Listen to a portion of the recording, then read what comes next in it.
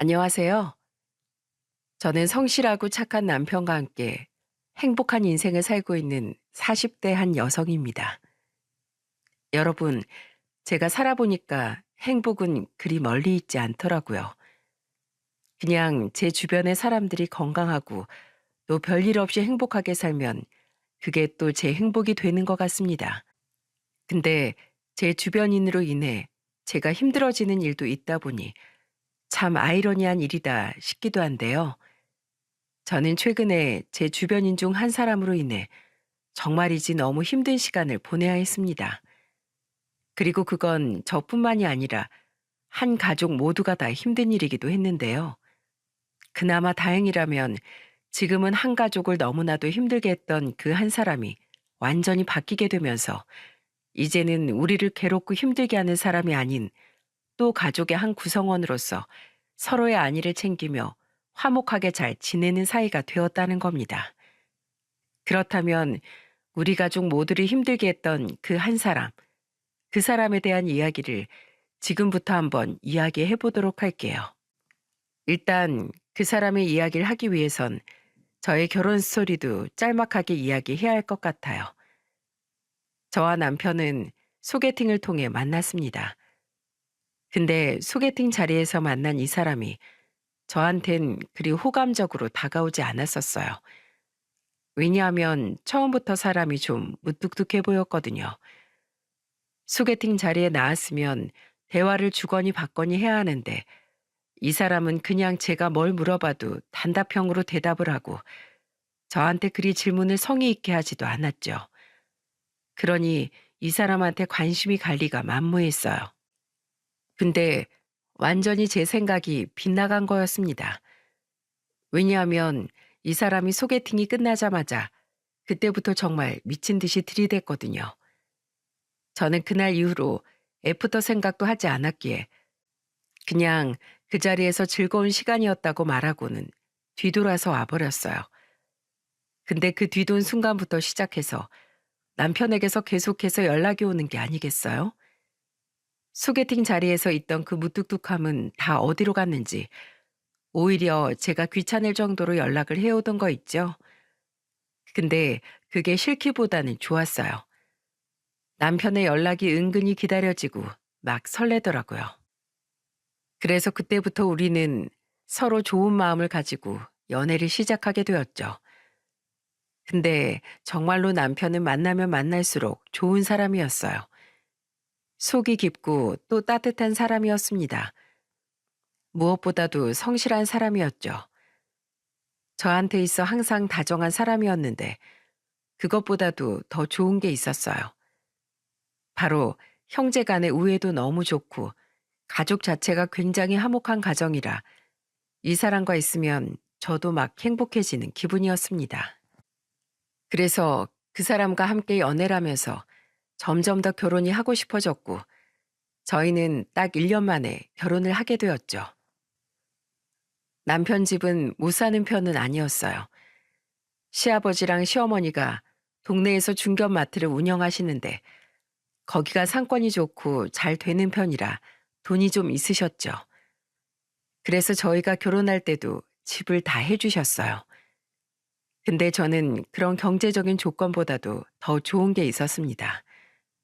바로 시어머니 성격이 정말 마음에 들었는데요. 시어머니는 성격이 되게 쿨하시고 여장부 같은 면이 굉장히 많으셨죠. 또 오히려 시아버지보다도 훨씬 배포가 크셔서 시아버지가 오히려 시어머니를 가장으로 생각하며 사셨을 정도였어요. 게다가 또 그 시원시원한 성격 안에 따뜻함도 있으셔서 같이 있으면 기분이 좋아지는 그런 분이셨습니다. 그래서 결혼할 때도 시댁에서 집을 해주셨는데 저한테 이런 말씀을 해주시더라고요. 예, 집은 우리가 해줬잖니. 거기에서 니네 필요한 것만 몇 개 사다가 들여놓고 나머진 둘 다 독립해서 살았으니까 쓰던 가구 그냥 들여놓고 살아라. 뭐하러 돈 쓰니 아깝게. 니네가 사고 싶다면 사는 거지만 그게 아니면 그냥 사돈댁 돈도 아껴드릴 겸 니네도 차라리 그 돈으로 더 필요한 데 쓸 겸 해서 내 말대로 해. 물론 강요하는 건 아니다. 요즘 애들은 또 시어머니가 무슨 말 한마디만 해도 부담스럽게 생각한다고 하는데 난 절대 강요하는 게 아니라 돈 쓰는 게 부담스러울 테니 혼수에 돈이 들어가는 게 부담스러우면 그렇게 하란 소리니까 내 말에 부담은 갖지 말고 너희 하고 싶은 대로 해.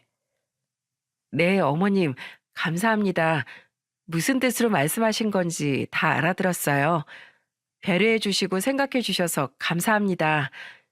안 그래도 저희 둘 다 물건들이 다 쓸만해서 그냥 저희가 쓰던 물건 중에 괜찮은 것들 골라서 쓰려고요. 그래, 그래. 잘 생각했다. 이렇게 남들은 더 받으려고 안달인데 저희 시어머니는 그런 게 없으셨어요. 오히려 주면 좋지 받으려고 하시는 분이 아니셨죠. 심지어 남들한테 신세 지는 것도 싫어하셔서 절대로 밥 한 끼도 공짜로 얻어먹지 않을 정도셨답니다. 또 자식들 교육은 얼마나 엄하게 하셨는지 남편이나 남편에게 한 명 있는 시동생이나 항상 부모님께 예의 바르고 형제 간에도 우애가 깊었어요. 사실 저희 남편은 직업이 그렇게 좋은 직업은 아니었습니다.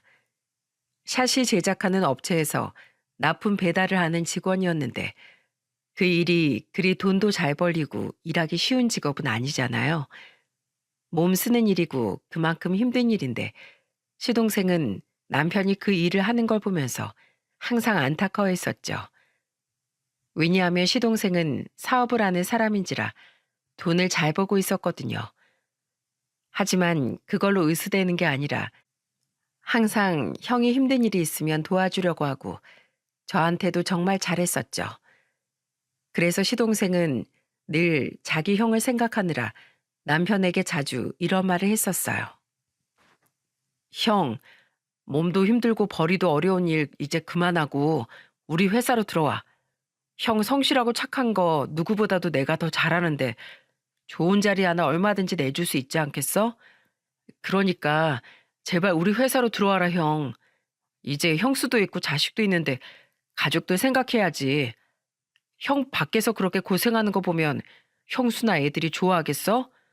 얼마나 걱정이 되겠냐고. 야, 됐다, 됐어. 네가 그 마음 써주는 건 고마운데 나 이제 이 나이 먹고 새로운 일 배우는 것도 쉽지 않은 일이고 난 이 일이 더 좋아. 이미 몸에도 많이 익었다. 네가 무슨 걱정하는지 아는데 그래도 난 괜찮으니까 신경 안 써줘도 돼. 이렇게 매번 시동생은 남편에게 본인 회사에서 일도 가르쳐주고 좋은 일자리도 내준다고 했지만 남편은 한사코 거절을 했어요. 그게 다 신세지기 싫어하는 저희 시어머니 성품을 닮아서 그런 건데 남편은 그게 더 유독 심했었죠. 한 번은 이런 적도 있었어요. 시동생은 정말이지 남편에게 뭐라도 해주고 싶어 하는데 남편은 어떻게든 거절하는 정말이지 말 그대로 창과 방패의 사이였는데요. 남편은 직업이 직업이니만큼 트럭을 몰고 다녔습니다. 근데 그것도 쓴 지가 거의 10년이 가까이 되는 데다 험한 일을 하는 차이다 보니까 여기저기 성한 곳이 없었죠. 그걸 보고 시동생이 마음이 많이 쓰였었는지 어느 날은 또 이 얘기를 하더라고요. 형, 그럼 내가 마지막으로 하나만 이야기할게. 형이 우리 회사 들어와서 일 배우는 것도 싫다, 뭐도 싫다, 다 싫다고 하니까 그럼 내가 차 한 대만 사주게 해줘. 트럭은 형 돈으로 한 대 새 걸로 사고 난 형수랑 내 조카들 좋은 차 타고 다니게 해주고 싶으니까 차 한 대만 사게 해줘. 지금 내 차 알지, 형? 그거 승차감도 좋고 아주 탈만해. 그거 요즘 외제차 중에선 아주 잘 나가는 차야. 그러니까 그거라도 받아줘라, 형. 뭐? 외제차? 야, 됐다, 됐어. 내 차야 아직 쓸만하고, 그리고 이 차 말고 아내가 끌고 다니는 차도 있잖아. 그거 아직 탈만해. 사람이 분수에 맞게 살아야지. 형편이 넉넉한 것도 아닌데, 무슨 외제차야, 외제차는. 형 진짜 괜찮다. 이렇게 말을 하면서 남편이 또 거부를 하는 게 아니겠어요? 근데 솔직히 저는 남들이 보면 눈치 없다, 마누라 생각 안 한다 할 수 있겠지만 저는 아니었습니다.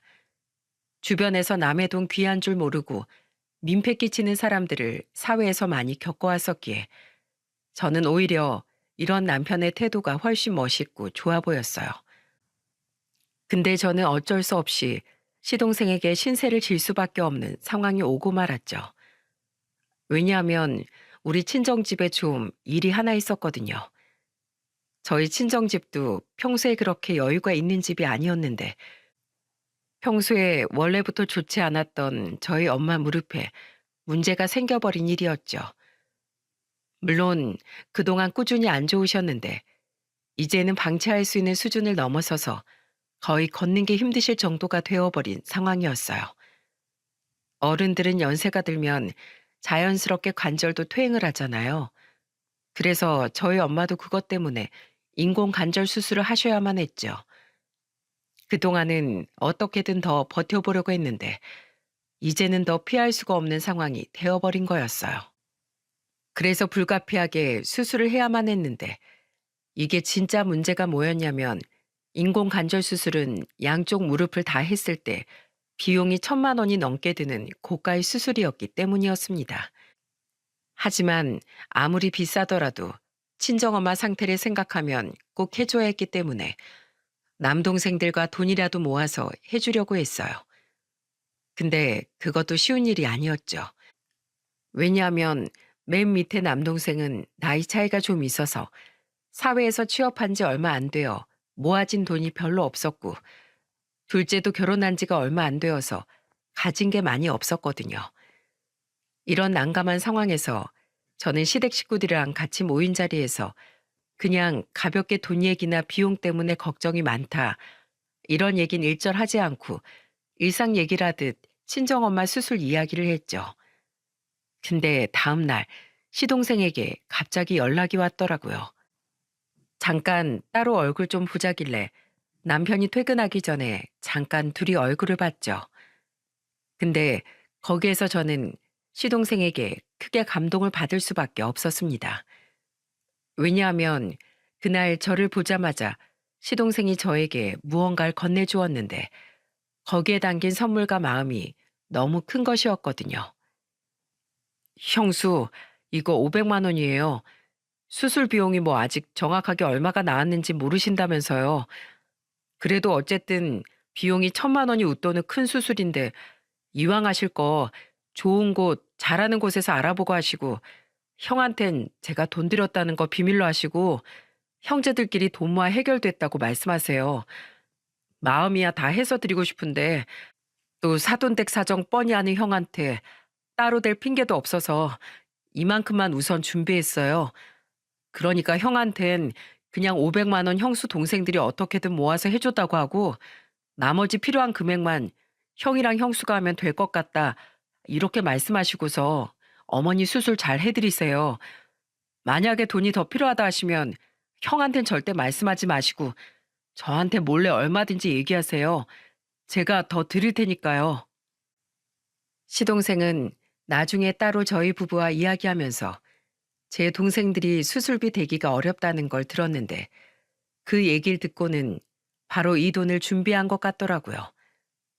정말 이만큼 속이 깊은 게 우리 시동생이었습니다.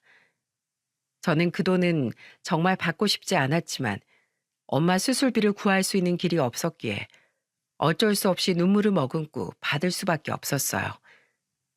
덕분에 저희 엄마는 수술도 잘 끝내시고 회복도 잘 돼서 지금은 너무 건강하게 잘 걸어 다니시고 계신답니다. 근데 우리 시동생은 이렇게 완벽한 사람인데도 결혼은 좀 늦게 했어요. 그동안은 자기 사업에 온 신경을 다 쏟아낸 터라 결혼할 생각을 안 하더라고요.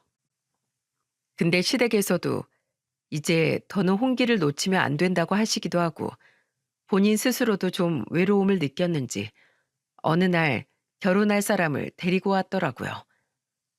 근데 우리 가족은 그 시동생 결혼 상대를 보고 깜짝 놀랄 수밖에 없었습니다. 왜냐하면 되게 예쁘게 생겼거든요. 딱 봐도 연예인 할 얼굴이다 싶었는데 이게 웬걸요? 진짜로 연예인이었더라고요. 물론 지금은 잘 안 나오지만 옛날에 한참 아침 드라마에서 착한 며느리상으로 잘 나왔던 연기자였죠. 동서가 시댁에 41살에 시집을 왔는데 20, 30대 중반까지 한창 활동을 하던 연기자였습니다. 근데 얼굴은 이쁘장한데 철이 너무 없더라고요.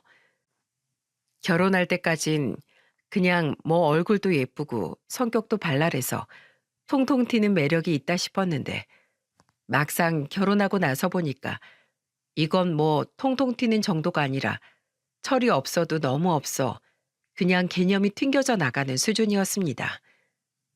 동서는 직업이 그래서 그런지 몰라도 맨날 하는 일이라곤 일도 아무것도 안 하면서 SNS 사진 찍으러 다니고 먹는 사진 찍으러 다니면서 그저 얼굴 치장하는 데만 돈 쓰며 시간 쓰는 그런 사람이었어요. 무엇보다 결혼 후에 들어보니까 동서는 결혼하기 전에도 변변한 직장에 한 번 안 다니고 돈 벌어서 그냥 바로바로 쓰면서 살았던 것 같더라고요. 변변한 직장을 구할 수 없었던 게 배우라는 직업이 프리랜서로 일을 하는 것이다 보니까 스케줄이 매우 유동적이잖아요. 그래서 그것 때문에 정식 직장을 따로 가지진 못했던 것 같더라고요.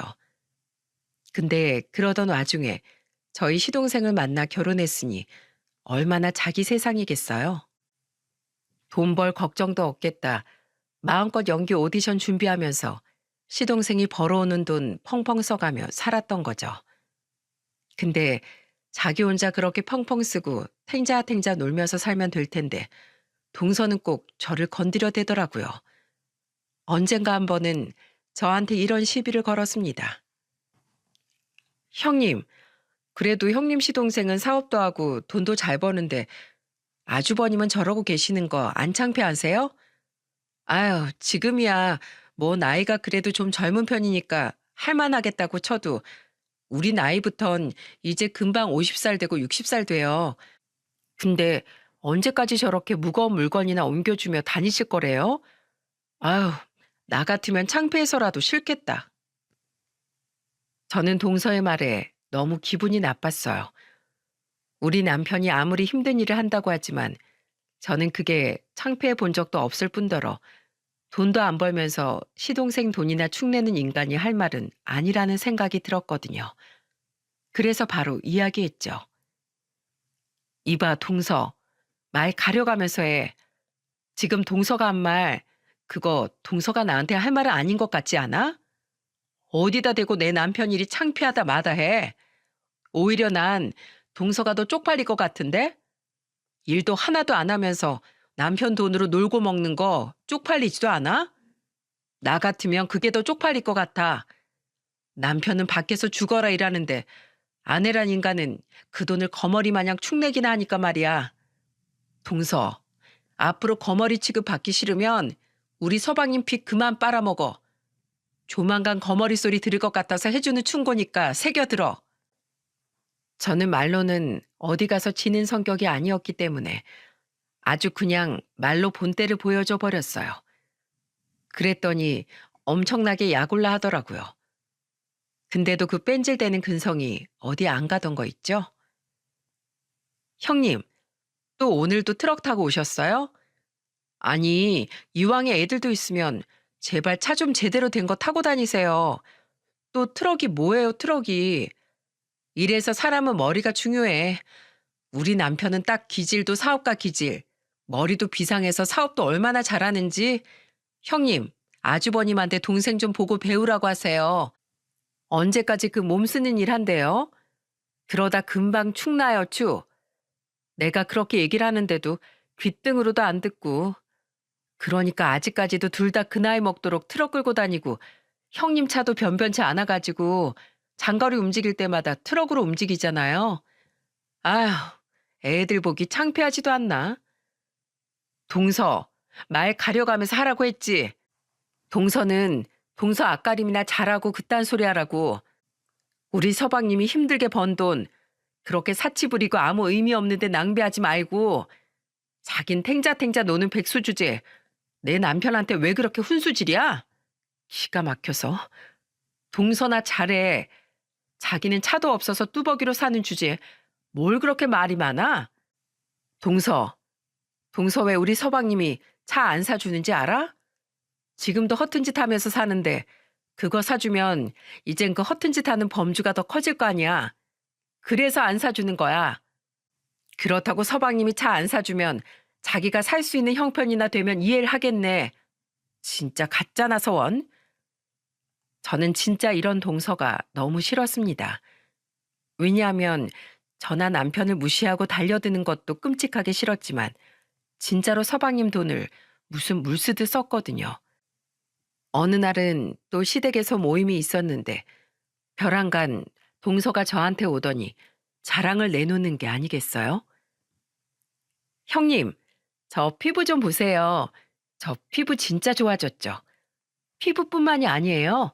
얼굴에 입체감이 더 많이 생기지 않았어요? 크기도 더 작아진 것 같고요. 아유, 말도 마요. 이번에 어떤 감독이 저 오디션 좀 보러 오라고 하지 뭐예요? 그래서 남편한테 이야기해서 특별히 관리 좀 받아봤어요. 자, 들어봐봐요, 형님. 일단 피부 마사지가요. 한 달에 무려 250만 원이나 한다니까요. 그걸 우리 남편 카드로 떡하니 긁었다는 거 아니에요. 그거 말고도 얼굴 작게 해주는 리프팅도 200만 원짜리 받고 살짝 입체감도 부족한 것 같아서 보톡스도 몇 군데 더 맞았어요. 그랬더니 아주 그냥 얼굴이 살더라니까요. 그 감독도 얼마나 마음에 들어 하던지 저 조만간 작품 들어갈지 모르겠어요. 드디어 또 내 배우 인생이 시작되는 거죠. 저는 한창 또 나대는 동서를 보면서 열이 받았습니다. 이번엔 또 무슨 말로 혼내줘야 하나 고민하면서 상당히 기분 나쁜 표시를 표정으로 드러내며 생각하고 있는데 여기에서 또 한 방 시작하는 게 아니겠어요? 어머나, 형님, 표정이 왜 그래요? 왜 이렇게 표정이 썩었어요? 아우, 너무 못생겼다.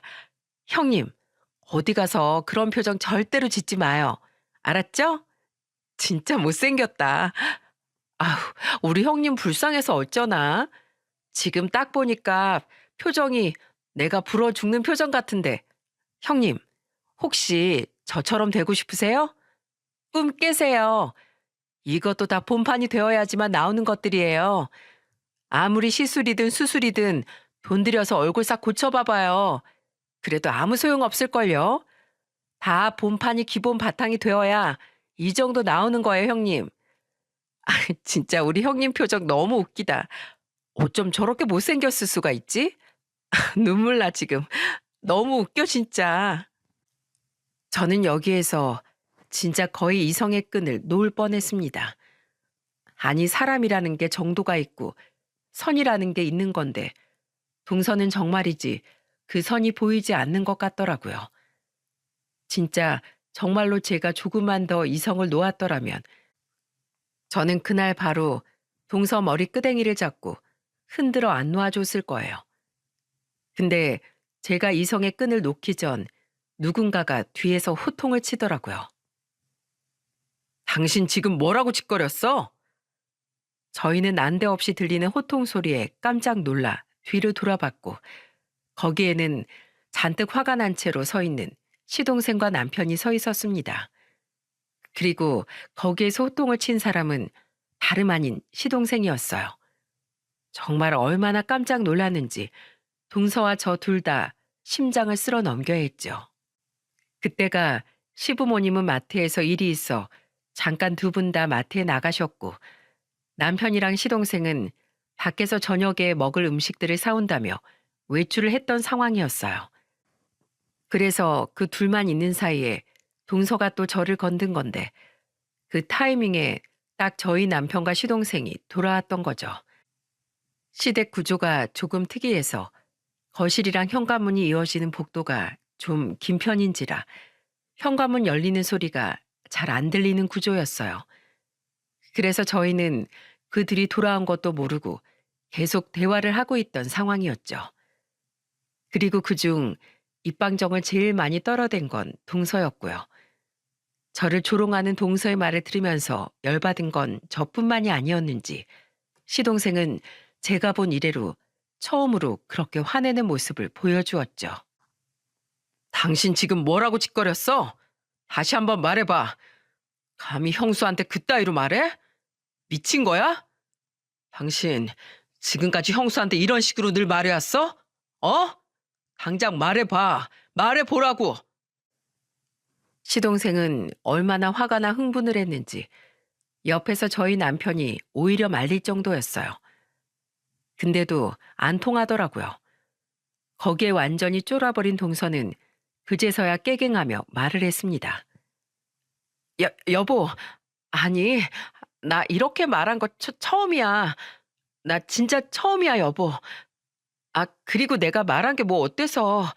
난 그냥 있는 사실 그대로 말한 것뿐인데 내가 뭘 그렇게 잘못했다고 나한테 그렇게 성질을 내. 자기 누구 편이니? 대체 당신 누구 남편이야? 동서는 처음에는 깨갱거리면서 말을 하다가 나중에는 억울해졌는지 막 따지더라고요. 거기에 우리는 기가 찼습니다. 그리고 이런 말을 해온 게 이번이 처음이라고 뻔뻔하게 거짓말을 하는 동서가 정말 너무 어이가 없었어요. 당사자가 앞에 있는데 이렇게 뻔뻔하게 말을 하다니 저는 그대로 넘어갈 수 없어 바로 이야기를 했죠. 동서, 말은 바로 해야지. 언제 동서가 이번만 이렇게 얘기했어? 지금까지 쭉 그래왔으면서 꼭 아무도 없을 때 동서 이딴 식으로 나 건드렸잖아. 처음은 무슨 처음이야? 뻔뻔하네 진짜. 제 말에 동서는 엄청나게 당황을 했는데 그 꼴이 또 어찌나 우스웠는지 모른답니다.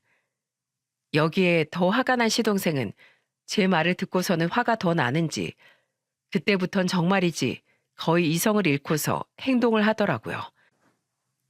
당신 당장 형수님께 죄송하다고 말씀드려. 당장. 얼굴 하나 반반한 게 뭐? 그게 무슨 그리 큰 자랑이라고 거만해져서 사람을 무시해? 당장 사과드려 얼른. 여보, 아니 내가 뭐 틀린 말 한 것도 아닌데 왜 내가 사과를 해야 하는 건데. 당신도 솔직히 나 예뻐서 좋아하는 거잖아. 내가 예쁘니까 결혼한 거면서. 이 정도 생겼으면 나도 이만한 말을 할 자격이 있는 거 아니야? 나 억울해. 나 사과 못해. 아니, 안 해. 뭐라고? 당신, 내가 그 당신 반발한 면상 때문에 결혼했다고 생각하는 거야? 진짜 착각도 유분수지.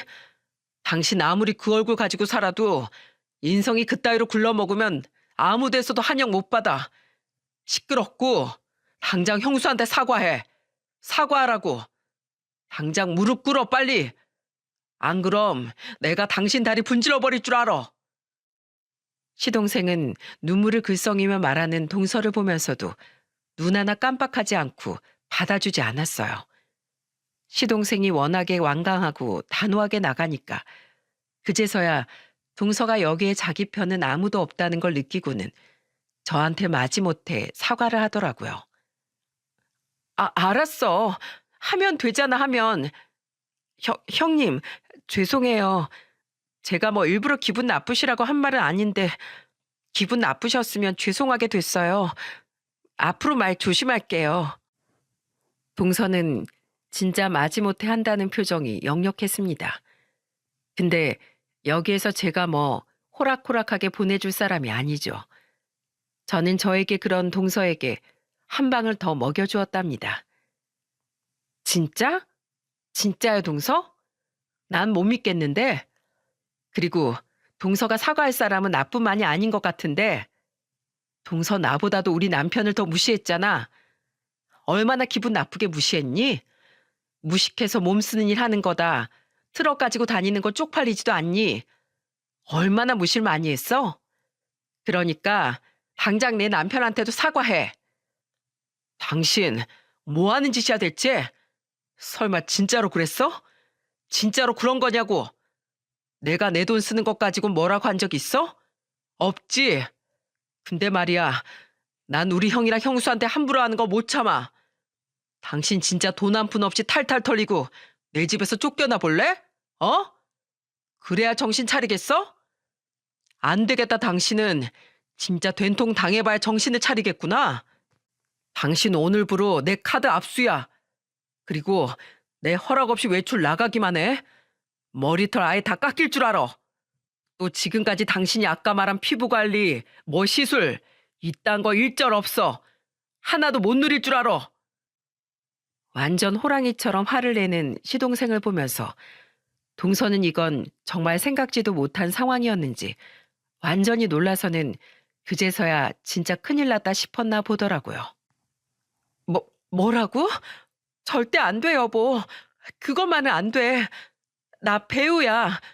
얼굴로 먹고 사는 사람인데 그걸 다 끊어버리면 나보고 어쩌라는 거야. 여보, 당신은 얼굴 먼저 뜯어 고치기 전에 그 인성부터 뜯어 고쳐야 돼. 요즘 연기자들이 다 얼굴로만 해먹는지 알아? 인성도 얼마나 중요한데. 당신 그 인성 고치기 전까진 절대로 내도 못 쓰니까 그런 줄 알아. 동서는 그날부로 정말이지 시동생 덕에 누렸던 경제적인 혜택을 싹 다 끊어내야 했어요. 그렇게 되니까 완전히 그때부터는 물에 빠진 생쥐 마냥 아무것도 못하는 꼴이 되어버렸죠. 다행히도 그게 몇 달 먹혔습니다. 덕분에 동서는 그 이후에 몇 번 시댁에서 보거나 할 때도 저를 건드는 일이 없어졌어요. 물론 그렇다고 우리 둘 사이가 좁혀진 건 아니었어요. 여전히 저희들은 서로만 보면 기분 나빠했고 저는 동서가 싫었죠. 근데 동서는 그게 얼마 가지도 못하더라고요. 몇 달 만에 또 본색이 드러나기 시작했는데 그걸 보니 진짜 사람 본성 안 바뀐다 싶던 거 있죠. 그날은 시어머니 생신 때라 또 다들 모였는데 한동안 조용하던 동서가 또다시 입방정을 떨어대더라고요. 심지어 이번엔 타겟을 바꿔서 갈구는데 진짜 저는 동서가 미친 건가 싶더라니까요. 그 타겟이 누구였는지 아세요? 바로 저희 시어머니였습니다. 동서는 시어머니와 함께 식사를 하는 그 밥상머리 앞에서 입방정을 떨어댔어요. 어머나, 우리 어머님 나이가 드는 건 당연한 건데 진짜 얼굴이 너무 쭈글쭈글한 거 아니에요? 어머니, 요즘은 100세 시대잖아요. 100세까지 사람이 좀 우아하고 예쁘게 늙어야 하지 않겠어요? 보톡스 좀 맞으세요. 아휴, 내 친구들 시어머니 보면 다들 예쁘게 치장하고 그래서 같이 어딜 가도 창피하질 않은데 우리 어머님은 시골 노인네 끌고 다니는 모습이라 얼마나 창피한지. 이번 생신 선물로 보톡스 놔드려요?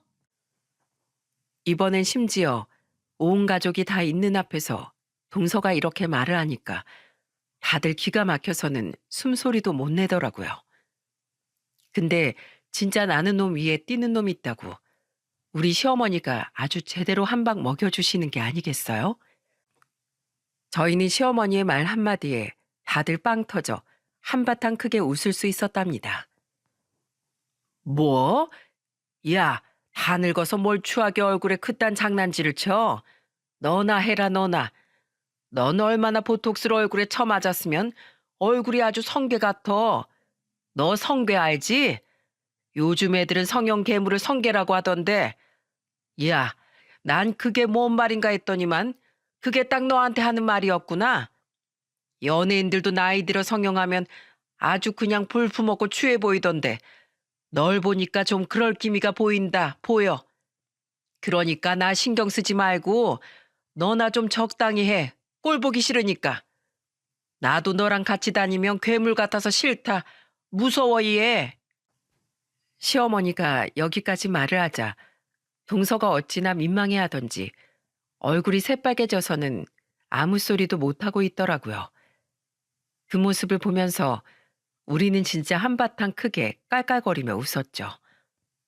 그 이후부터는 또 동서가 시어머니 앞에서 말을 함부로 못했답니다. 근데 진짜 아주 끈질긴 게 대단한 동서는 이제는 말로는 우리를 못 건드니까 별스러운 걸로 또 걸기 시작했어요. 진짜 이건 얼마나 기가 막힌 사건인지 모릅니다. 주말에 저는 오랜만에 남편이랑 쉬고 있었어요. 우리 애들은 제 바로 밑에 남동생 부부가 자기네 애들이랑 데리고 놀이공원 다녀오겠다고 해서 보낸 상황이었거든요. 그래서 아주 오랜만에 둘이서 한가롭게 지내고 있는데 글쎄 휴대전화가 시끄럽게 울리는 게 아니겠어요? 누군가 하고 봤더니 동서였죠. 전화를 거의 안 하는 사이였기에 왜 전화했나 싶어 받았다가 깜짝 놀라고 말았어요. 왜냐하면 동서가 울면서 전화를 해왔거든요. 형님, 큰일 났어요. 빨리, 빨리 우리 집으로 좀 와주세요. 얼른 와주세요. 제발요. 저 너무 무서워요. 무슨 일이야, 동서? 왜 그래? 일단 와주세요. 빨리요. 큰일 났어요. 오시면 설명해 드릴게요. 급해요, 지금.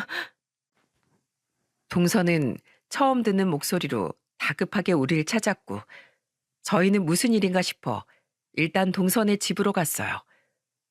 다행히도 동선의 집과 우리 집은 그리 멀지 않았기 때문에 빠르게 도착할 수 있었죠. 근데 그 집에 도착해서 저희는 황당함의 극치를 맛보아야 했습니다. 왜냐하면 우리를 부른 이유가 진짜 어이없었거든요. 왜 그래? 왜 그래, 동서? 무슨 일이야? 대체 무슨 일이길래 다급하게 찾아? 형님, 아주버니, 저기, 우리 안방에 바퀴벌레가 있어요. 그것 좀 잡아주세요. 빨리요. 너무 무서워요, 지금. 저 바퀴벌레 못 잡는단 말이에요. 네, 동서는 바퀴벌레 때문에 우릴 부른 거였습니다. 시동생은 그때 사업차 출장이 있어서 주말에 집을 비웠던 상황인지라 동서는 바퀴벌레 보자마자 자기가 잡지 못하고 우리를 불러댄 거였어요. 진짜 어이가 없더라고요. 저희 남편이 한심하다는 표정으로 안방에 들어가서 잡아주려고 했지만 이미 바퀴벌레는 없어져서 잡지도 못하고 나와야 했어요. 남편이 안방에서 고개를 저으며 나오는 걸 보고 저는 한심하단 투로 말을 했습니다. 동서, 이딴 걸로 지금 우릴 부른 거야? 동서가 무슨 애야? 어? 아, 무서운데 어떡해요, 그럼. 전 마음이 여려서 저런 거 못 잡아요. 바퀴벌레 다시 나올 수도 있으니까 좀 기다렸다가 가세요. 뭐? 아, 진짜. 좀 적당히 해. 우리가 무슨 동서 종이야? 왜 이딴 걸로 사람을 오라가라 하고 있어? 그런 건 본인이 알아서 해, 본인이. 바퀴벌레 잡든 잡아먹히든 그건 이제 우리 알 바 아니니까 동서 혼자 알아서 처리해. 우리는 진짜 이 황당한 상황이 너무 어이가 없어서 그대로 무시라고는 집에 와버렸어요. 근데 그날 이후 진짜 황당한 일이 있었어요. 그리고 그제서야 동서는 완전히 참교육을 받게 되었죠. 동서는 결혼한 지가 언젠데도 명절 때마다 시댁에 오면 아무것도 하지 않았어요. 올해도 명절이 되었는데 시댁에서 손 하나 까딱 안 하더라고요. 그래서 제가 좀 말을 했죠. 동서, 맨날 구경만 하지 말고 그 다 된 거 집어먹지만 말고 동서도 좀 전 좀 붙여. 이거 전 붙이는 사람 따로 있고 먹는 사람 따로 있는 거 아니잖아. 근데 역시나 상식 밖의 대답이 들려왔습니다. 형님, 전 언제 캐스팅 제의 들어올지 모르니까 항상 대비를 해야 해요. 배우는 항상 관리를 해야 한다고요. 배우는 무슨? 동서, 지금 5년 전부터 지금 TV에도 못 나오고 있잖아. 형님, 그 감독들이 사람 보는 안목이 없어서 그런 거예요. 그리고 난 얼굴 상하니까 기름 튀는 이런 잡스러운 일 못해요. 형님이 다 하세요. 그렇게 억울하심 제가 돈 주면 되잖아요. 이참에 알바한다고 생각하시고 돈 받고 하세요. 동서의 황당한 소리에 이제는 더 할 말도 없어 그냥 쳐다만 보고 있는데 그때 저의 히어로가 등장을 했답니다. 누구겠어요? 바로 저희 대장부 시어머니시죠. 시어머니는 동서의 개념 없는 한마디에 바로 호통을 치셨어요. 예, 너 형님 말 안 들어? 네 형님도 하고 나도 하는데 그럼 너도 해야 될 거 아니야? 확 그냥 내가 네 얼굴에 기름칠해서 다 상하게 하기 전에 빨리 안 붙여? 이게 어디서? 정 그렇게 전 붙이기 싫으면 당장 나가. 시어머니의 호통에 저는 그래도 동서가 정신을 차리고 얼른 같이 자리에 앉을 줄 알았습니다. 근데 어쩌는 줄 아세요? 아주 이제는 간이 배 밖에 나온 것 같더라고요. 어머나, 어머니 왜 그러세요? 어머님이 진짜 배우에 대해서 잘 모르시는 모양이시네. 배우는 이런 험한 일 하는 거 아니라고요. 동서는 바로 약 올리듯 말을 했지만 제가 뭐라고 했어요? 뛰는 놈 위에 나는 놈 있다고 했죠? 여전히 정신을 못 차리는 동서를 보면서 깜짝 놀랄 만한 말을 하셨어요. 아, 그래? 네가 배우라서 그럼 얼굴 관리하느라 전을 못 붙이겠다 이거지? 그럼 너 배우니까 몸매 관리도 해야겠네. 잘 됐다. 내가 오늘 너 제대로 다이어트 시켜주마. 자, 지금부터 다들 하던 일에서 손 떼. 우린 하던 거 멈추고 밖에서 외식한다. 단, 둘째 아가 너 빼고. 너는 몸매 관리해야 할 테니 밥도 못 먹을 거 아니니? 그리고 운동도 해야겠지? 우리 나가서 외식하고 오는 동안 너 이 집안 싹 다 치워놔. 만약 안 치워놓잖아? 너 내가 당장에 이혼시켜버릴 거야. 난 내 아들이 이딴 개념 없는 인간이랑 같이 사는 걸 못 본다. 그놈의 얼굴 관리 몸매 관리 한답시고 집에선 얼마나 더 과간이겠냐? 그러니까 너 이 집 제대로 안 치워놓으면 내가 들어와서 어떻게 하는지 두고 볼 거야. 너 내가 한다면 하는 인간인 거 알지? 그리고 얼굴에 복면을 쓰고 하든 신문지를 뒤집어 쓰고 하든 네 알아서 하고 이 전 다 붙여놔.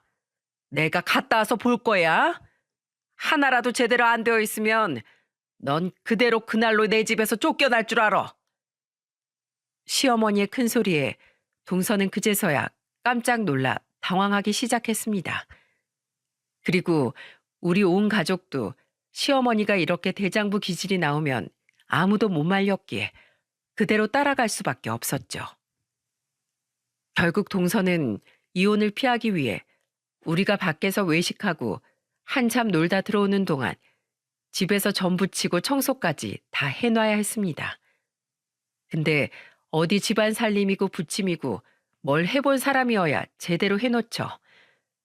역시나 동서는 본인 딴엔 해놨을지 몰라도 제대로 되어 있는 것이 하나도 없었어요. 특히나 저는 완전 엉망으로 해놔서 그때부터 시어머니가 다시 참교육을 시키는데 그 밤에 시어머니는 남아있는 재료들을 싹 다 가지고 나와서는 처음부터 끝까지 동서에게 다시 만들게 하셨죠. 거기에 동서는 눈물을 펑펑 흘려가며 이러더라고요. 어머님, 진짜 너무하세요. 저 너무 힘들어요. 이걸 또 언제 다시 하란 말씀이세요? 저거 붙이는데도 진짜 힘들어 죽는 줄 알았다고요. 이것 보세요. 손에도 기름 튀겨서 다 데인 거. 저 물집도 잡혔잖아요. 저 더는 못해요. 못하겠어요, 어머님. 급기야 동서는 그 자리에서 주저앉아서는 어린애처럼 울기 시작했어요. 하지만 시어머니 태도가 엄청 완강해서 그 누구도 나서서 편이 되어줄 수 없었죠.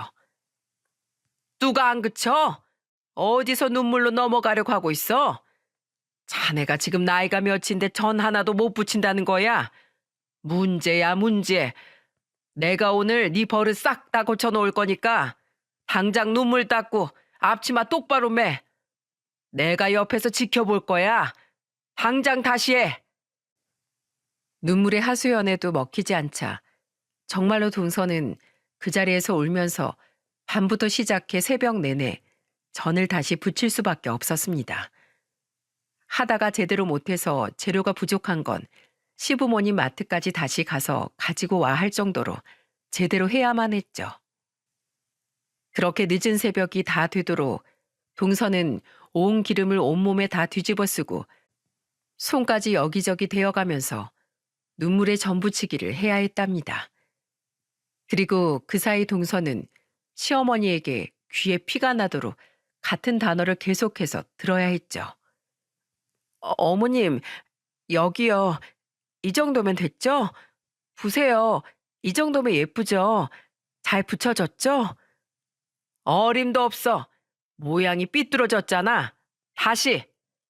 네? 또 다시요? 아, 참. 어머니, 저 진짜 힘들어 죽을 것 같아요. 그만하고 싶어요. 징징거리지 말랬지? 어디서 감히 징징거려? 내가 네 시애미지 네 친정엄마야? 당장 다시 해. 다시. 네, 네, 어머님. 완전히 스파르타 교육을 받는 동서는 결국에는 잘 해낼 때까지 다시 소리를 들어야 했고, 그 결과 거의 새벽 3시가 넘어서야 일이 끝났어요. 덕분에 저까지도 거의 밤을 샜기 때문에 시어머니와 저 동서는 완전히 기진맥진한 상태로 일을 마무리해야 했죠. 저는 그걸 보면서 우리 시어머니도 참 대단하다 싶었습니다.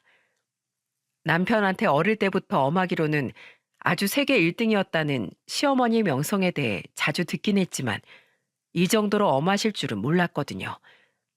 저는 왜 그렇게 남편이나 시동생이 예의가 바르고 형제간의 우애가 좋게 된 건지 이번 기회를 통해 아주 똑똑히 알 수 있었습니다. 어른들께 버릇없게 하거나 형제들끼리 싸우기라도 하면 아주 그 버릇이 고쳐질 때까지 훈계를 하는 시어머니 때문이었죠. 이번에 동서도 마찬가지였어요. 정말이지 동서는 나중에는 그 삐뚤빼뚤하고 다 타서 먹기도 힘든 전들이 마지막에는 너무 예쁘게 먹음직스럽게 붙여졌었거든요. 모든 일이 다 끝나고 정리까지 마치고 나니 새벽 4시가 지나 있었는데 그때 동서는 일을 마치고 소파에 앉자마자 펑펑 울어댔습니다. 정말이지 말 그대로 펑펑이었어요. 그리고 그 이른 시간에 시어머니는 아예 맥주를 들고 나오시더니 한 잔씩 하고서 자자고 말씀하시더라고요. 그러면서 아주 감동적인 행동도 하나 해주셨답니다. 그건 바로 연고를 가지고 와서 여기저기 다 데인 동서 손에 정성스럽게 하나하나 다 발라주시는 거였죠. 그제서야 동서는 긴장이 풀리는지 또다시 엉엉 울면서 말을 하더라고요. 자, 음식 만드는 거 제대로 해보니까 어떠냐? 쉬운 게 하나도 없지? 힘들었지? 그러니까 왜 그렇게 못되게 굴어? 그렇게 경우 없이 구는 게 어디 있냐? 다들 힘들어도 해야 하니까 하는 거야. 그런데 옆에서 그렇게 주워 먹기만 하고 아무것도 안 하면 얼마나 얄미운 줄 알아? 앞으로 또 한번 그러기만 해봐. 자, 손 어디 봐봐. 얼마나 물집 잡혔나 보자. 아이고, 많이 아팠겠네. 동서는 그제서야 따뜻한 시어머니의 음성을 듣고 눈물을 흘리면서 긴장을 풀더라고요. 그 모습이 또 얼마나 애처로웠는지 모릅니다. 그러면서 동서가 이번 일을 통해 많이 깨달았는지 이런 말을 해왔어요. 어머니, 저도 잘하고 싶어요. 근데 요즘에 워낙 젊고 예쁜 애들이 다 TV에 나오니까 제가 낄 자리가 없어요. 제가 얼마나 많이 힘든지 알아요? 저도 다시 사랑받고 싶단 말이에요. 시청자들한테 사랑받고 저도 TV에 나오고 싶은데 배역이 안 들어와요. 정말 진짜 배우가 일이 없다는 게 얼마나 힘든 줄 알아요? 어머님하고 형님한테 그냥 있는 척 잘난 척 해도 제 속마음은 타들어가요. 그래서 저도 모르게 더 센 척하고 고상한 척하고 그랬던 거예요. 죄송해요, 어머니. 예, 배우가 꼭 그렇게 하고 싶으냐? 더 노력해보고 안 되면 안 되는 대로, 또 되면 되는 대로 그렇게 마음 편히 먹고 살면서 해라. 우리가 네가 배역이 없다고 해서 무시할 사람들이 아니잖아. 겪어보고도 그러냐? 그러니까 앞으로 센 척할 필요도 없어. 그냥 슬프면 슬픈 대로, 아쉬우면 아쉬운 대로, 또 좋으면 좋은 대로 그렇게 있는 그대로 표현하면서 살아. 그게 자기다운 거잖아. 그렇게 나답게 살다 보면 또 좋은 날 언제든지 온다. 알았어? 그리고 무엇보다 너 힘들다고 니네 형님 힘들게 하지 말고. 알았지? 네, 어머님. 감사합니다. 저 형님한테도 잘할게요. 형님, 그동안 제가 정말 죄송했어요. 이제 정말로 다시는 안 그럴게요. 저 형님한테도 진짜 잘할 거예요. 그래, 동서. 솔직히 지금까진 너무 미워서 상종도 하기 싫었는데 제대로 반성하고 다시 나한테 안 그러면 나도 이제 동서 예쁘게 보고 잘해줄게. 우리 서로 잘해보자. 우리 이 집에 단 둘뿐인 며느리잖아. 그러니까 우리가 서로 의지를 안 하면 누구를 의지하겠어? 우리라도 둘이 의지를 해야 서로 남편 욕도 하면서 더 친하게 지내지. 안 그래? 뭐야? 야, 그럼 너희 지금 이 시애미 앞에서 내 아들들 욕을 하겠다고 말하는 거야? 에이, 이것들. 그럼 나도 껴줘라. 나도 내 남편 욕 좀 실컷 하게. 네, 어머님 껴드릴게요. 얼마든지 끼세요. 이렇게 우리는 훈훈하게 마무리할 수 있었답니다. 이 일이 바로 올해 설에 있었던 일이에요. 이후에 동서는 정말로 정신을 차려서 저한테도 너무 잘하고 시어머니한테도 잘하고 있어요. 무엇보다 이제는 연기자는 거의 포기하다시피 하고 지금은 시동생 회사에서 열심히 돕는 듯 하더라고요. 참 사람 하나가 바뀐다는 거 쉽지 않다는데 그냥 또라이는 그보다 더 미쳐버리면 고쳐지는 것 같더라고요. 왜 그런 말 있잖아요. 더한 놈은 더 더한 놈으로 고쳐야 한다고. 우리 동서가 딱 그 경우였답니다. 아무튼 지금은 너무 잘 지내고 있어요. 여러분, 여러분도 제 사연 보시면서 누구나 함부로 할 것이 아니라 서로 존중하며 서로의 가치를 인정할 때 서로가 서로에게 아름다워진다는 것, 제 사연을 통해서 꼭 기억해 주셨으면 좋겠습니다. 그럼 앞으로 우리 동서의 천란 행보를 지켜봐 주시고 저도 여러분들이 행복하시길 응원하겠습니다. 감사합니다. 안녕하세요. 결혼으로 인생이 나락으로 갈 뻔했던 남자입니다. 저한테 결혼은 제2의 인생을 여는 하나의 관문이라고 생각했어요. 그래서 정말 좋은 여자를 만나면 행복한 가정을 꾸릴 자신도 있었어요. 하지만 비장했던 저의 다짐은 현실의 벽 앞에서 무너지고 말았습니다. 결혼은 현실이라는 말을 제대로 실감했어요. 이렇게 말하면 꼭 돈 문제로 결혼 문턱에서 좌절한 것처럼 보이겠네요. 그런데 차라리 돈 문제였다면 다른 방법이라도 찾아볼 수 있었을 것 같아요. 제가 결혼 날짜까지 잡았다가 파혼하게 된 이유는 달라도 너무 다른 사람 때문이었습니다. 예비 아내도 예비 처가도 정말 저와는 달라도 너무 다른 사람들이었던 거예요. 평생 다르게 살아온 두 사람이 단기간에 잘 맞을 수는 없다는 거 알아요. 하지만 기본적인 상식까지 안 맞는 집안과는 도저히 안 될 것 같더라고요. 기가 막히고 황당했던 제 사연 같이 들어봐 주세요. 저는 건축 감리사로 일하는 사람입니다. 생소하실 수도 있겠지만 공사 계약 기간 안에 건축물의 완성을 위해 작업 지시와 관리를 하는 일부터 품질 관리, 안전 관리, 환경 관리 등의 업무를 수행하는 일이랍니다. 그러다 보니까 보통 현장 사무실에서 상주하며 공사의 진행 상황과 작업자들의 안전을 점검하는 일을 하고 있어요. 그런데 이렇게 설명하지 않으면 공사장 현장에서 일하는 노동자로 보는 분들도 있었죠. 공사 현장 사무실에 정장을 입고 출근하진 않으니까요. 게다가 남자들만 있는 일터에서 일하고 있으니까 여자를 만날 기회가 적은 편이었어요. 이런 저를 가장 걱정하던 분이 저희 어머니셨습니다. 어느 날은 부모님과 퇴근 후 같이 저녁을 먹다가 어머니는 저를 보며 말하셨어요. 넌 저녁에 약속도 없어? 어떻게 매번 이렇게 꼬박꼬박 집에서 밥을 먹어? 왜요? 어머니 외식하고 싶으세요? 이거사, 너도 곧 있으면 마흔이야. 친구들은 애 낳고 가정 꾸리고 살고 있는 거 보면 부럽지도 않어? 그런 거 부러워해서 뭐해요. 집신도 다 짝이 있다는데 저도 짝이 있겠죠 뭐. 맨날 공사 현장에만 있는데 어떤 짝이 널 알아보고 나타나겠어? 그렇다고 억지로 만날 수도 없잖아요. 사람마다 다 때가 있는 거예요. 서른 중반까지만 해도 재촉하지 않던 어머니는 제가 서른 후반쯤 되니까 저만 보면 걱정하는 말들을 하셨어요. 그렇다고 사람 인연이라는 게 어디 마음대로 되겠습니까? 걱정하시는 부모님 마음은 알지만 급하게 한다고 될 일이 아니라고 생각했죠.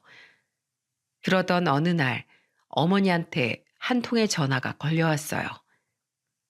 성구가, 너 이번 주 주말에 약속 없지? 별일 없어요. 왜요?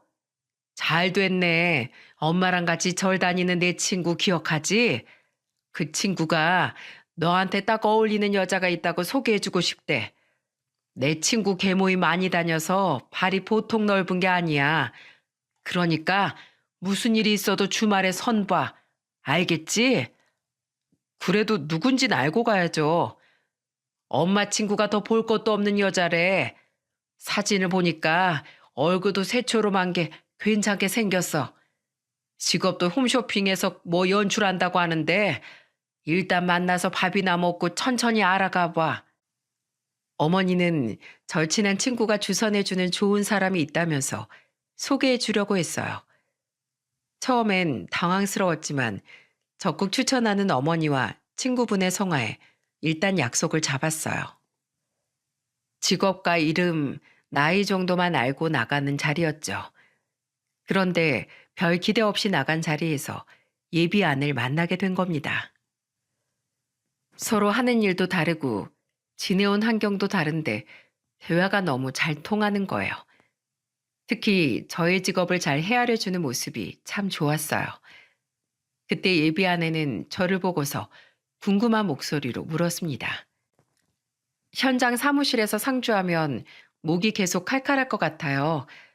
모래 먼지도 많고 위험한 게 많죠? 그래도 일인데 해야죠. 먼지가 많아서 목이 좀 아프긴 한데 그래도 건축물 공사가 잘 진행되는 거 보면 성취감도 들고 좋아요. 저랑 비슷하시네요. 저도 홈쇼핑 연출 일을 하다 보니까 여러모로 지칠 때가 많은데 잘 팔리는 걸 보면 뿌듯하거든요. 은근히 저랑 비슷한 점이 많으신 것 같아요. 그러게요. 일하는 분야가 이렇게 달라도 공통점이 많네요. 저보다 2살 어렸던 예비 아내는 공통점이 참 많았어요. 하는 일은 아예 달랐지만 일에서 성취감을 느끼는 게 비슷했습니다. 그래서 첫 만남에 누가 먼저랄 것 없이 서로한테 호감을 느꼈어요. 그 후 몇 번의 만남을 이어오다가 연애를 시작했습니다. 그렇게 1년 2개월 정도 만남을 이어오다가 결혼 준비까지 하게 됐어요. 특히 예비 아내는 친화력도 좋고 예의도 바른 성격이라 부모님이 가장 마음에 들어 하실 정도였습니다. 어머니의 초대로 처음 인사 왔을 때도 예비 아내는 밝은 목소리로 인사하며 말했어요. 어머님 안녕하세요. 저는 김설아라고 합니다. 어서 와요. 반가워요. 성국이한테 얘기 많이 들었어요. 초대해 주셔서 정말 감사드려요. 이건 약소하지만 제가 준비 좀 해봤어요. 빈손으로 오지 뭐하러 이런 걸 들고 왔어요. 어머님이 과일 좋아한다고 하셔서 제가 엄선된 과일로만 골라 담아왔어요. 과일도 예쁜 걸로만 골랐네. 어머니는 예비 아내의 넉살에 기분이 좋은 듯 웃으셨습니다. 그렇게 부모님과 같이 술도 한잔하면서 같이 밥을 먹었어요. 금세 가까워져서 말도 편하게 하고 정말 가족 같았습니다. 그때 예비 아내가 주방으로 가려고 하니까 어머니가 예비 아내를 보며 물었어요. 너 왜 주방으로 가? 제가 아까 가져온 과일 좀 깎아오려고요. 식사도 다 하신 것 같은데 제가 얼른 깎아올게요. 아이고, 됐어. 처음 인사 오자마자 그런 일 하는 거 아니야. 아니에요. 어머님이 차려주신 저녁 먹기만 했는데 제가 과일이라도 예쁘게 깎아올게요. 남의 집 귀한 딸 손에 벌써부터 물 묻히면 욕먹어. 그리고 내 주방인데 내가 금방 해오는 게 낫지. 저기 앉아서 얘기나 좀 더 하고 있어. 어머니는 예비 아내가 주방에 못 들어가게 막았어요. 결국 예비 아내는 다시 식탁에 앉게 된 겁니다. 그날 어머니는 예비 아내가 편히 먹고 대화할 수 있게 해주셨어요. 그 덕분에 예비 아내는 저희 집에 처음 온 날 제대로 손님 대접을 받았죠. 예비 아내가 워낙 넉살 좋은 성격이라서 분위기가 참 화기애애했어요. 그날 먼저 결혼한 여동생이 조카를 데리고 같이 왔었는데 예비 아내가 여동생을 보며 말했습니다. 아가씨는 육아하는 거 힘들지 않았어요? 저도 힘들었죠. 그때 친정마저 멀었으면 애랑 같이 울 뻔했다니까요. 정말요? 저는 친정이 전라도 땅끝 마을이라 큰일 났네요. 나중에 힘들면 어떻게 견디죠? 제가 있는데 무슨 걱정이에요. 걱정 마세요. 새언니가 힘들다고 하면 제가 바로 달려가서 도와줄게요. 우와, 진짜 엄청 든든한데요? 그럼 나중에 육아 선배님께 잘 좀 배워볼게요. 절 육아 후배로 받아주세요. 새언니 성격이 저랑 딱 맞아서 제가 잘 도와줄 수 있을 것 같아요. 여동생이랑도 금세 친해진 예비 아내는 친자매처럼 대화를 하고 있었어요. 그때 아버지도 예비 아내를 보면서 말했습니다. 새아가 걱정 마라. 친정은 멀어도 친정 같은 시댁이 있잖아. 편하게 와. 아버님, 저 정말 감동이에요. 나도 딸을 둔 아빠로서 며느리 고충은 우리 딸 고충과 같다고 생각해. 그러니까 너무 걱정 말고 언제든 힘든 건 편하게 털어놔. 감사합니다, 아버님. 제가 잘할게요. 예비 아내는 아버지의 말에 감사하다면서 말했어요. 이 정도로 예비 아내는 첫 만남부터 식구들과도 금세 친해졌습니다. 그렇게 저희는 아무런 문제 없이 결혼 준비를 시작하고 있었어요. 그리고 몇 주 뒤 상견례까지 하면서 결혼 준비가 탄탄대로였습니다. 전남에서 올라온 예비 처가 식구들과 저희 부모님을 모시고 한정식 식당에서 양가 첫인사를 나눴어요. 그때 어머니는 예비 장모를 보면서 말했습니다. 멀리서 오신다고 고생 많으셨겠어요? 아유, 아니에요. 예비 사이가 좋은 숙소를 예약해줘서 여유롭게 왔습니다. 아유, 그렇다니 다행이네요. 어떻게 오시려나 걱정했는데 오신 김에 편히 쉬다 가세요. 그렇게 걱정되시면 다음엔 전라도로 내려오세요. 그래야 공평한 거 아니겠어요? 네? 아, 예. 다음에 기회가 되면 한번 일정 잡아볼게요. 그렇게 오고 가야 저희가 얼마나 멀리서 왔는지 알죠? 예비 장모는 방정 맞을 정도로 크게 웃었어요. 잠깐 봤으면 친화력이 좋은 분이구나 싶었을 성격이었지만 계속 대화하다 보니까 당황스러운 순간들이 많았어요. 특히 예비 장모가 깜짝 놀랄 말들을 많이 하는 거예요. 제가 처음 당황한 순간은 예비 장모가 저를 보고 뜬금없이 이런 말을 했어요. 우리 딸이 홈쇼핑에서 일하니까 난 같이 일하는 PD나 방송국 직원을 만날 줄 알았어요. 근데 어떻게 또 인연이 공사장 일꾼 중에 있을 줄 몰랐지 뭐예요. 그 순간 예비 장모의 말에 분위기가 싸해졌어요. 제 직업에 대해 잘 모르는 예비 장모가 저를 공사장 일꾼이라고 말한 겁니다. 그때 아버지가 침착한 목소리로 대답하셨어요. 제 아들은 공사장 일꾼이 아니라 건축감리사입니다. 건축감리사요? 그것도 뭐 어차피 공사장에 사는 일이잖아요. 그렇긴 하죠. 그런데 홈쇼핑도 촬영하는 감독이 있고 출연자가 있고 관리자가 있는 것처럼 공사장에서도 다 직함이 있습니다. 결혼하면 가족이 될 예비사인데 직업은 정확히 알고 있는 게 서로한테 좋지요. 아, 예. 제가 잘 몰랐네요. 공사장에서 일한다고 하니까 다 비슷한 줄 알았어요.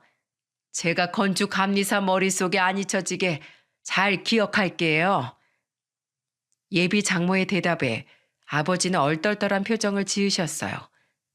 정말 예비 장모의 말실수에 저도 진땀을 뺄 뻔했었죠. 그래도 아버지의 현명한 대처 덕분에 저는 위기를 모면할 수 있었어요. 이런 순간이 여러 번 반복되면서 결혼 날짜도 겨우 잡게 됐어요. 남들도 상견례를 이렇게 하나 싶을 정도였답니다. 그런데 예비 장모는 쉼없이 말하는 반면 예비 장인은 먹으러 왔나 싶을 정도로 밥만 먹는 거예요. 심지어 예비 장인은 저를 보면서 답답한 목소리로 물었어요. 그런데 여기는 음식을 많이 안 내오고 조금씩 나오는 거야? 먹다가 감질만 나서 못 먹겠네. 코스 요리라서 조금씩 계속 나올 거예요. 그냥 한 번에 다 가져오라고 하면 안 되는 건가? 배고픈 사람은 아주 밥 기다리다 배고파서 돌아가시겠네. 원래 이런 식당이라서 어쩔 수가 없어요. 정 그러시면 다른 요리를 하나 주문할까요? 됐네. 내가 여기서 배부르게 나가려면 내일 아침까지 여기 앉아서 기다려야겠어. 저는 예비 장인이 상견례 자리에 온 건지 맛집 투어를 하는 건지 의아할 정도였습니다. 심지어 그날 음식도 넉넉하게 시킨 편이었는데도 예비 장인은 저런 말을 하더라고요. 보다 못한 예비 아내가 예비 장인을 진정시키면서 말했습니다. 음식 여기도 있잖아요. 이거 더 드세요. 아유, 음식 좀 많이 좀 담지. 이게 뭐야? 예비 아내도 당황시킨 처가 식구들의 반응에 저희 부모님들도 당황하기 마찬가지였어요. 그렇게 상견례 자리가 거의 끝나갈 무렵 예비 장모가 저를 보면서 말했습니다. 다음에 우리 집도 좀 내려와. 우리가 서울 음식 못지않게 맛있는 밥 한번 대접할게. 아, 네, 알겠습니다. 오늘 식사가 좀 아쉬우셨어요? 음식은 맛있는데 양이 너무 적어서 그렇지.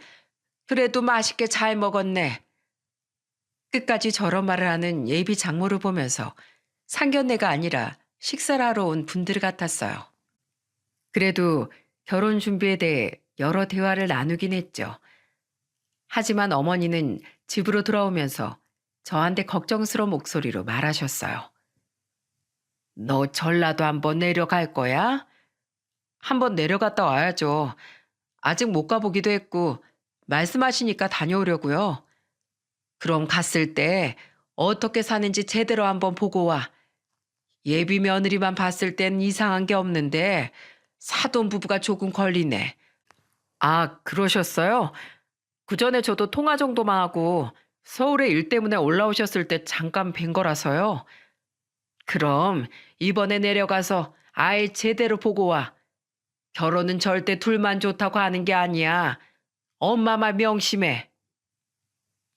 어머니는 저한테 신신당부하면서 말했어요. 그때만 해도 저는 예비 처가가 조금 특이하다고 느끼긴 했어요. 하지만 어머니는 아예 제대로 보고 오라고 하실 정도로 이상함을 느끼셨던 겁니다. 그리고 저는 예비 아내와 같이 전라도로 내려가게 됐어요. 분명 출발할 때만 해도 기분이 좋았습니다. 전라도는 자주 가는 곳이 아니다 보니까 괜히 여행 가는 기분도 들더라고요. 그리고 예비 아내가 김밥도 직접 싸오고 군것질할 것까지 챙겨오는 겁니다. 그러면서 예비 아내는 밝은 목소리로 말했어요. 오빠, 내려가면서 먹으려고 간식 사왔어. 정말? 설아가 준비성이 철저하네. 보답으로 안전하게 모실게요. 부모님 집에 너무 오랜만에 간다. 나 꼭 여행하는 것 같아. 2박 3일 있을 예정으로 짐까지 챙겨서 가니까 정말 여행 가는 기분이었어요. 저는 들뜬 마음이 오래 갈 줄 알았습니다. 운전하면서 보이는 낯선 풍경들을 보면서 콧노래를 흥얼거리기도 했어요. 하지만 그것도 잠시뿐이었죠. 서울에서 전라도 땅끝마을까지 5시간이 넘는 운전을 하다 보니까 슬슬 지치더라고요. 그런데 그때 예비 아내는 옆에서 뭘 하고 있었는지 아십니까? 출발하고 1시간 정도는 먹고 떠들고 같이 대화도 많이 했어요. 그런데 2시간 정도 가다 보니까 옆에서 잠을 자고 있는 거예요. 슬슬 길도 막히고 지쳐가던 저는 예비 아내를 보며 말했어요. 자는 거야? 아, 나도 피곤한데 같이 얘기 좀 하자. 뭐야, 왜 도착한 것도 아닌데 깨워. 아직 갈 길도 먼데 같이 얘기 좀 해. 나도 피곤하단 말이야. 그럼 면허도 없는 내가 운전해? 누가 운전하래? 같이 얘기 좀 해달라는 거지. 그 정도는 할 수 있잖아. 아, 그럼 나 좀 자고 일어나서 같이 얘기해 줄게. 나 진짜 피곤해서 그래. 나 어제까지 야근해서 진짜 힘들단 말이야. 그리고 김밥도 직접 쌌는데 나야말로 피곤하지. 예비 아내는 피곤하다면서 옆에서 잠을 자기 시작했어요. 저도 전날까지 일했고 출발 전에는 세차까지 한다고 몸이 피곤했습니다. 그런데 면허가 없는 예비 아내 때문에 꼼짝없이 운전을 해야만 했어요. 그래도 예비 아내가 잠이 좀 깨면 말동무라도 해줄 거라고 생각했습니다. 그런데 잠시 뒤 예비 아내가 어떻게 있었는지 아십니까? 이어폰까지 끼고 의자는 아래 뒤로 눕혀서 잠을 자고 있는 거예요. 그 모습을 보자마자 저도 사람인지라 화가 나더라고요. 둘이 있는 공간에서 이어폰을 낀다는 건 아예 말 걸지 말라는 거 아닙니까? 점점 화가 나던 찰나에 갑자기 끼어드는 차 때문에 급정거를 하게 됐어요. 그러자 안전벨트를 안 하고 있던 예비 아내가 차가 흔들리는 충격에 몸이 미끄러질 뻔했던 겁니다. 깜짝 놀란 예비 아내가 놀란 목소리로 말했어요. 뭐야, 사고 났어? 무슨 일이야? 사고는 무슨 사고? 그냥 차선 변경한 건데. 아, 뭐야. 잠 다 깼잖아. 양심 있으면 잠 좀 깨. 난 뭐 안 피곤해서 운전하고 있는 줄 알아? 결국 저는 예비 아내의 매너 없는 행동 때문에 버럭 화를 냈어요. 그러자 예비 아내는 그제야 눈치를 보기 시작하더군요. 그렇게 끝도 없는 길을 달려서 겨우 예비 처가에 도착한 겁니다. 5시간 동안 운전만 하다 보니까 너무 배가 고팠어요. 오는 내내 예비 장모가 했던 말도 있으니까 제대로 한 상 먹게 될 줄 알았습니다. 하지만 저는 예비 처가에 도착한 순간부터 상상도 못한 지옥이 펼쳐졌어요. 그래도 예비 사이 온다고 해서 맛있는 음식이 있겠지 하고 기대하고 도착했어요. 점심쯤 도착한 저희를 반기면서 예비 장모가 반가운 얼굴로 저를 보며 말했습니다. 어서 오게. 운전해서 온다고 피곤하지? 5시간 정도 운전한 것 같은데 조금 피곤하네요. 그럴 줄 알고 내가 맛있는 거 차려놨어. 얼른 들어와. 반갑게 맞이하는 예비 장모를 보면서 잔뜩 기대하고 뒤를 따라갔어요. 옛말에 사이사랑은 장모라고 하지 않습니까? 그래서 저는 더 기대하고 갔던 겁니다. 그런데 저의 이런 기대는 무참히 깨져버렸어요. 제 눈앞에 펼쳐진 식탁에는 고기나 씨암탉은커녕 콩국수가 있던 겁니다. 저는 제 두 눈으로 직접 보고도 잘못 본 건 줄 알았어요. 심지어 저는 한여름에도 콩국수를 안 먹을 정도로 콩국수를 별로 좋아하지 않았거든요. 그런데 이런 제 속도 모르고 예비 장모는 방정맞은 말투로 말하는 겁니다. 왜 거기 그렇게 써 있어? 얼른 앉아서 먹어. 배고프다면서? 아, 네. 혹시 콩국수밖에 없나요? 날 뭘로 보는 거야? 당연히 김치도 있지. 앉아. 얼른 앉아. 서울에서 5시간 동안 운전해서 온 예비 사위한테 콩국수가 말이 됩니까? 상상도 못한 메뉴에 저는 말문이 막혔어요. 저는 일단 너무 배가 고파서 울며 겨자 먹기로 콩국수를 먹어야만 했습니다. 그런데 예비 장모는 울며 겨자 먹기로 국수를 먹고 있는 제 옆에 김치를 접시에 담아서 놨어요. 그리고 제 옆에서 앉더니 손으로 묵은지를 쫙 찢어서 제 콩국수에 올려주면서 말했습니다. 자, 묵은지 하나 올려서 먹어봐. 아주 맛이 일품이야. 괜찮아요. 제가 알아서 먹을게요. 뭘 모르네. 이 묵은지는 손맛이 있어야 맛있는 거야. 남 있고 주는 대로 한번 먹어봐. 그러면서 예비 장모는 손으로 김치를 놔주더니 손에 있는 김치 국물을 입으로 빨아먹었어요. 그리고 제가 한 입 먹으니까 또 국수 위에 올려주면서 말했어요. 내가 손맛을 온 둘째가라면 서러운 사람이야. 서울에선 이런 맛 못 볼걸? 어서 먹어봐. 팍팍 좀 먹어봐. 우리 집 사이 되려면 밥은 2그릇씩 먹어야 된다니까. 괜찮아요. 저 정말 국수만 먹을게요. 손 마시고 뭐고 정말 먹기 싫었어요. 그래도 너무 배가 고파서 콩국수라도 먹어야만 했어요. 솔직히 속으로는 밥 달라는 말이 목구멍까지 올라오는 것 같았습니다. 그런데 이런 제 속도 모르고 옆에 있던 예비 아내는 밝은 목소리로 말했어요. 역시 엄마 콩국수가 최고라니까. 이 맛이지. 그렇지? 설아 넌 밖에서 사 먹는 콩국수 못 먹잖아. 아마 우리 사이도 이제 밖에서 콩국수 못 먹을걸? 돈 주고도 못 사 먹을 맛이라니까. 두 모녀를 보면서 저는 원래 콩국수를 안 좋아한다고 말하고 싶었어요. 하지만 제 반응은 관심도 없고 둘이서만 떠드는 걸 보고 말하기를 포기했어요. 그렇게 이걸로 배라도 채우자 싶어서 겨우 한 그릇을 다 먹었습니다.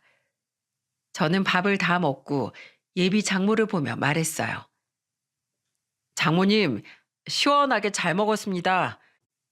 벌써 다 먹었어? 한 그릇으로 되겠어? 네, 괜찮습니다. 아, 그래? 그럼 이제 일해야지. 네? 무슨 일이요? 저 방금 도착했는데요. 시골 사람들은 원래 밥 먹으면 좀 쉬었다가 다 일하러 나가. 숨 돌릴 시간이 어딨어? 해 지기 전에 끝내야 되니까. 자, 이거부터 입어. 이게 뭐예요? 이건 모자고, 이건 몸빼 바지야. 저는 장모가 건넨 옷을 보고 경악했어요. 살다 살다 몸빼 바지는 처음 입어봤거든요. 이걸 입고 대체 뭘 시키려고 옷까지 가져다 주나 싶었습니다. 예비 장모가 입으라고 하도 성화를 하는 탓에 저는 결국 난생 처음 몸빼 바지를 입었죠. 그러자 장인이 기다렸다는 듯이 제 앞으로 오더니 이런 말을 했습니다. 자네 옷 다 입은 거야? 그럼 이제 나만 따라와. 근데 이런 옷까지 입고 할 일이 대체 뭐예요? 이번에 태풍이 심하게 왔잖아. 비가 얼마나 많이 왔는지 우리 비닐하우스가 죄다 망가졌어. 다 뜯어지고 난리도 아닌데 그거 지금 보수공사하러 가야 될 참이었네. 이걸 어떻게 하나 싶었는데 우리 예비사회가 와서 아주 든든하네. 저는 예비 장인이 무슨 말을 하는 건가 싶었어요. 그런데 여러분, 비닐하우스 보안공사 해보셨나요? 저 그날 정말 땡볕에 죽는 줄 알았습니다. 더운 여름일 때라 덥기도 하고 땡볕에 정말 힘들었어요. 그런데 예비 장인은 저를 보면서 단호하게 말했습니다. 콩국수를 한 그릇 비웠으면 밥값은 내야지. 젊은 사람이 힘 아껴서 뭐 할 거야. 팍팍 좀 해봐. 아버님, 이거 아침에 해야 될 것 같은데요. 정말 너무 더워요. 해라도 없을 때 해요. 사내 놈이 칼을 뽑았으면 무라도 썰어야지. 몸빼 바지 입고서 그만하겠다는 거야? 제대로 좀 해봐. 땀을 뻘뻘 흘리는 저를 보면서 예비 장인은 계속 다그치기만 했어요. 그런데 예비 아내는 밭을 지나가면서 저를 보고 소리쳤습니다. 역시 내 예비 남편 멋있다. 우리 아빠한테 점수 좀 따겠네. 힘 좀 팍팍 써봐. 나 지금 젖먹던 힘까지 쓰고 있는 거야. 자, 내가 어깨 주물러 줄게. 파이팅! 오빠는 할 수 있어. 오늘 우리 부모님한테 점수 좀 따봐. 제 속도 모르고 예비 아내는 계속 제게 열심히 하라는 말을 했어요. 그러자 예비 장인도 쉴 새 없이 일을 몰아치는 겁니다. 저는 예비 처가에 인사하러 온 게 아니라 노예로 끌려온 줄 알았어요. 그렇게 땡볕에서 땀 뻘뻘 흘리면서 일하기를 몇 시간이 지났습니다. 비닐하우스 보완 공사가 끝날 무렵 저는 바닥에 대자로 뻗어버렸어요. 온몸에 힘이 쭉 빠져서 널브러져 버린 거예요. 그런데 그런 저를 예비 장인이 그냥 둘 리가 없었습니다. 바닥에 널브러진 저를 보더니 예비 장인이 소리쳤어요. 겨우 그거 하나 하고서 쓰러진 거야? 어서 일어나. 이러다 진짜 해 저물겠어. 네? 또 무슨 할 일이 있는 거예요? 저기 가서 오리 소 있잖아. 한 9마리 있거든. 얼른 가서 소 여물 좀 주고 와. 소 여물이요? 저 소한테 여물 줘본 적 없어요. 그냥 주기만 하면 되지. 뭐가 어렵다고 빼고 있어? 1살이라도 젊은 자네가 가서 여물을 줘야지. 똑같이 일했는데 내가 더 힘들지. 내가 몸이 안 좋으니까 대신 좀 가서 여물 좀 줘. 저 진짜 꼼짝도 못 하겠어요. 소 다 굶겨 죽일 거야. 얼른 일어나. 이것만 하면 내가 소고기 줄게. 네?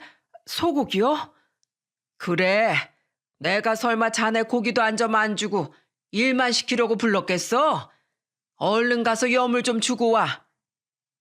저는 예비 장인의 말에 소가 있는 곳으로 갔습니다. 일단 오긴 왔는데 태어나서 소 여물 주는 게 처음이다 보니까 어쩔 줄을 몰랐어요. 땀을 뻘뻘 흘리면서 핸드폰으로 검색하기 시작했습니다.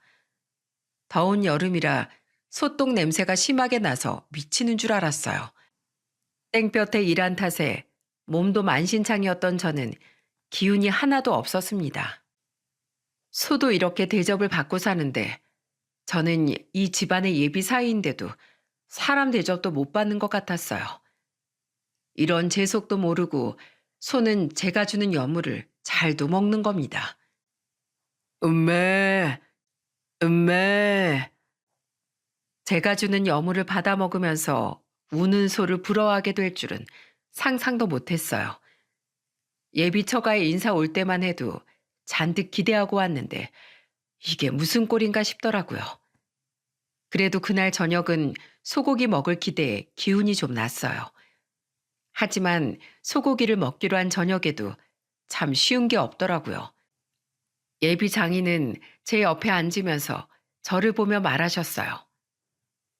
오늘 우리 사위 고생했으니까 오늘 우리 소고기 파티하는 거야. 이게 다 자네가 노력해준 덕분에 하는 거니까 많이 먹게. 예, 아버님, 잘 먹겠습니다. 소고기 먹을 생각에 잔뜩 기대하는 얼굴로 대답했습니다.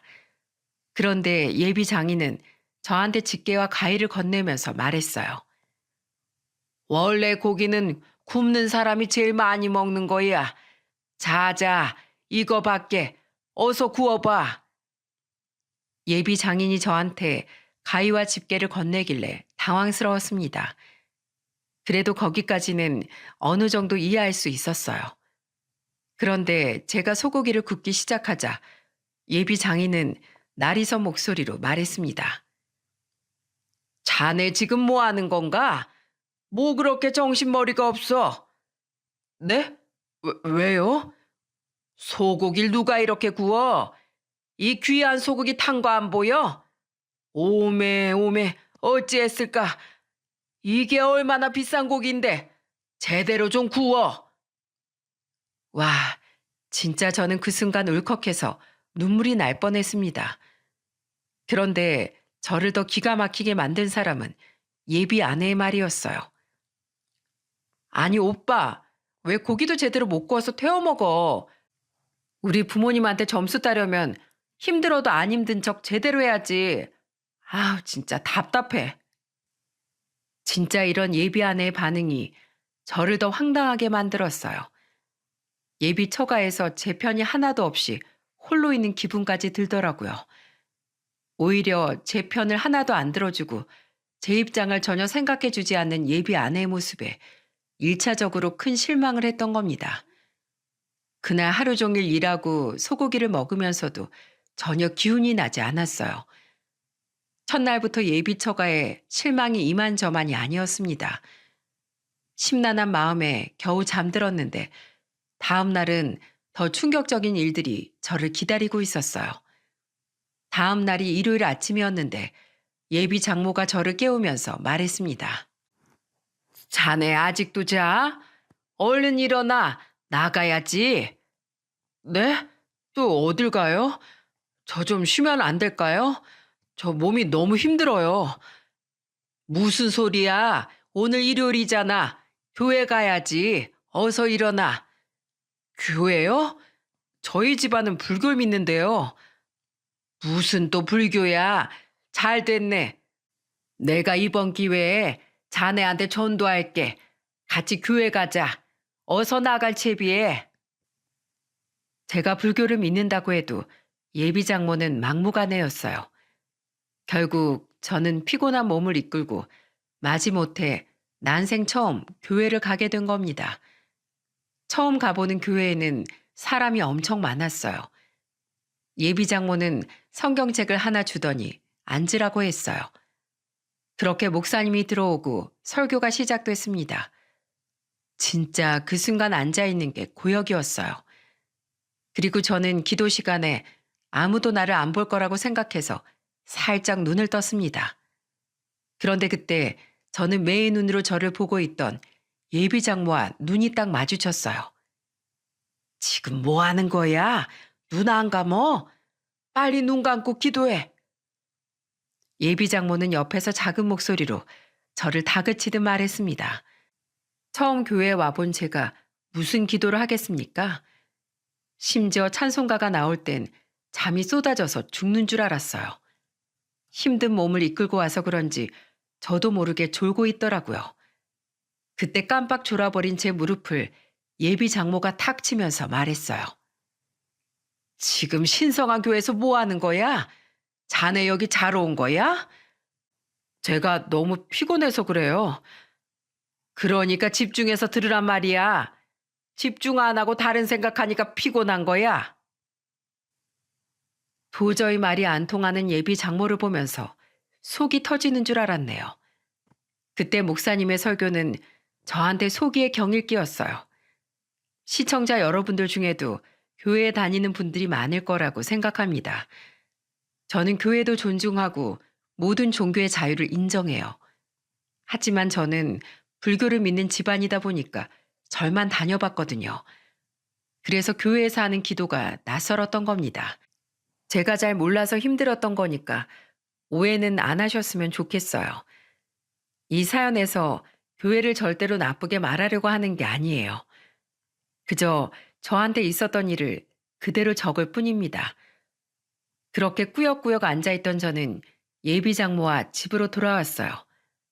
교회까지 다녀오니까 제가 왜 여기 있나 싶더라고요. 그런데 지금까지의 사건은 그저 코웃음을 칠 만큼 역대급 사건이 절 기다리고 있던 겁니다. 제가 집으로 돌아와서 겨우 쉬고 있는데 그날 오후 이번엔 예비 장인이 절 기다렸다는 듯이 와서 말했어요. 자네 왔어? 나랑 등산 좀 가세. 갑자기 등산이요? 그래. 주말인데 산에 다녀오면 기분 좋지 않나. 내가 딸밖에 없어서 아들이랑 등산하는 게 소원이었는데 자네가 아들처럼 나랑 좀 가주면 좋겠어. 간절한 예비 장인의 부탁에 저는 등산 갈 준비를 했어요. 그런데 저와 달리 예비 장인은 갑자기 중무장을 하기 시작하는 겁니다. 그러면서 한 손에는 예초기를 집어들었어요. 그 모습을 보면서 설마 아니겠지 싶었어요. 설마 하는 마음으로 예비 장인과 산을 탄 지 15분 정도 지났을 쯤이었습니다. 저는 눈앞에 펼쳐진 걸 보고 깜짝 놀랐어요. 바로 예비 장인이 저와 같이 간 곳은 가족 묘가 있는 곳이었습니다. 그런데 예비 장인이 저한테 뜬금없는 말을 했어요. 자네도 알다시피 우리 집이 딸만 둘이잖아. 이제 자네가 우리 집 사위가 되면 자네가 해야 될 일이야.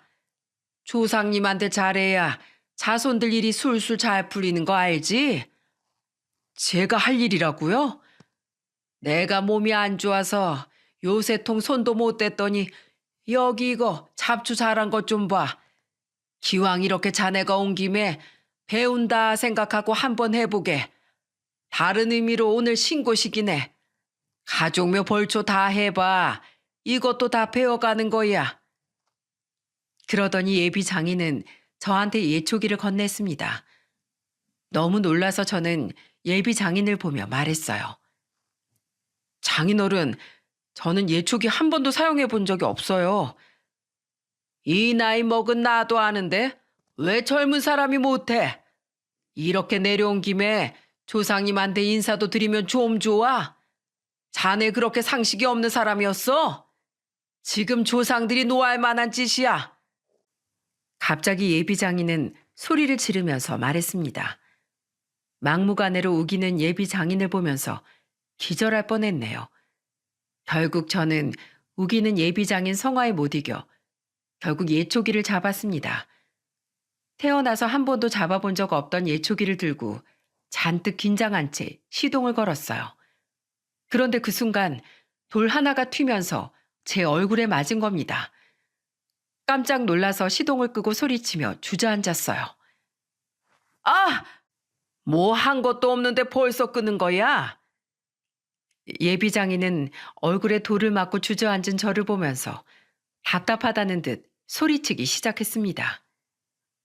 아유, 이 쓸데없는 놈을 봤나? 이런 거 하나 못해서 어디다가 써먹어. 이래서 요즘 젊은 놈들이 안 된다는 거야. 책상 앞에서 펜만 잡아봤으니 이런 단순한 것도 못하지. 너 같은 놈을 뭘 믿고 내 딸을 결혼시키겠어? 저는 예비 장인의 폭언에 화가 폭발하고 말았어요. 물론 얼굴에 튄 돌이 엄청 큰 돌은 아니었지만 얼굴에 돌이 찍혀서 상처가 났었거든요. 그런데 그런 저를 보고 괜찮냐는 말 한마디 없이 쓸모없는 놈이라고 손가락질하는 예비 장인을 보고 참았던 제 화가 폭발하고 말았습니다. 아저씨, 너무하신 거 아니에요? 지금 사람이 돌에 찍혀서 아파하는데 쓸모없다고요? 저 돌이 눈에 맞았으면 어떻게 할 뻔했어요? 너 지금 대드는 거야? 뭘 잘했다고 큰 소리야, 큰 소리가. 그런 아저씨는 뭘 잘했다고 저한테 큰 소리 치시는데요. 여기 온 날부터 지금까지 제가 못한 게 뭔데요? 저도 할 만큼 했다고요. 집안에 딸밖에 없다고 해서 사위를 머슴처럼 부려먹는 집이 어딨어요? 아들 같은 사위가 될 수도 있는 거지. 자네 내 딸 사랑한다면서 그런 것도 못해? 사랑이요? 웃기고 있네요. 사위를 아들이 아니라 아주 머슴으로 생각하는 이런 집안이랑은 결혼 안 합니다. 우리 부모님은요, 아저씨 따님 왔을 때 딸 같은 며느리라고 손에 물 한 방울도 안 묻히게 했어요. 그런데 지금 쓸데없는 놈이라고요? 그럼 샅샅이 뒤져서 아저씨 마음에 드는 쓸모있는 놈 찾아서 사위 삼으세요. 이런 집안에 어떤 바보가 장가올지 면상이 궁금합니다. 이게 지금 뭐라는 거야? 거기 안 서? 그쪽 조상들은 그쪽이 챙겨요. 파혼할 거니까 멋은 필요한 거면 딴 데 가서 알아봐요. 저를 보고 소리치는 예비 장인을 두고 저는 그대로 산을 내려왔어요. 그리고 곧장 집으로 가서 짐을 챙겼습니다. 대문을 벌컥 열고 짐을 챙기는 저를 보고 예비 아내가 달려와서 소리쳤어요. 오빠, 왜 그래? 지금 뭐 하는 거야? 짐을 왜 싸? 예초기는 왜 마당에 패대기 치는 건데? 야, 너도 필요 없어. 어디서 결혼도 안 한 사위한테 이런 일을 시켜? 너 우리 집에 왔을 때 우리 부모님이 너한테 일 시킨 적 있냐? 그거야 내가 할 일이 없었으니까 그랬지. 네가 할 일 없도록 우리 어머니가 다 하신 거잖아. 근데 난 여기 와서 이게 뭔데? 여기 와서 단 한 번도 제대로 못 쉬고 일만 했어. 그렇게 일했는데도 나한테 네 아빠는 왜 쓸데없는 놈이라고 하는 건데? 이 집안 머슴이 필요한 거면 다른 놈 알아봐. 알겠냐? 어떤 바보가 걸려들지 한번 보자. 벙찐 표정으로 서 있는 예비 아내한테 소리치고 저는 그 집 대문을 나와버렸어요. 그러자 다급한 목소리로 예비 아내가 달려나와서 매달렸습니다. 오빠, 왜 가? 이렇게 가면 어떡해? 그럼 나 서울 어떻게 가라고? 그건 네 사정이지. 기차 타든 버스 타든 네가 알아서 와. 너도 끝이야. 저는 그렇게 예비 처가를 나와서 짐을 싸서 서울로 혼자 와버렸습니다. 혼자 서울로 가는 걸음이 너무도 가벼웠어요. 그리고 서울로 올라온 저는 부모님께 있었던 일을 전부 털어놨습니다. 그러자 어머니는 제 얼굴에 난 상처를 보며 화난 목소리로 말했어요. 그 집안 다 미친 거 아니야? 예초기가 얼마나 위험한데 그걸 초보자한테 함부로 넘겨? 귀한 남의 집 아들 잡으려고 작정한 거 아니야? 됐어. 네가 뭐가 모자라서 머슴처럼 팔려가? 그깟 결혼 안 해도 그만이야. 다 엎어버려. 이혼보다 파혼이 100번 나아. 폭발한 어머니는 파혼하라고 소리쳤어요.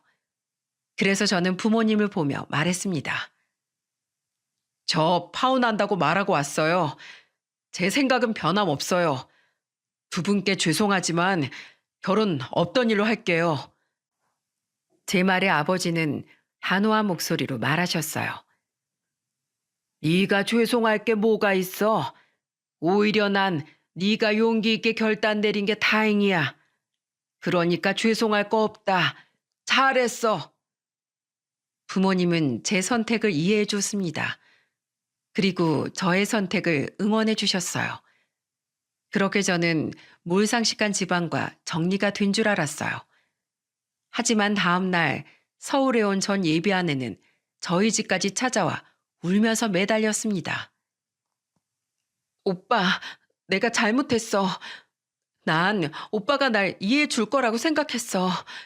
우리 사랑하잖아. 이렇게 헤어질 수 없잖아. 사랑? 웃기는 소리 하고 있네.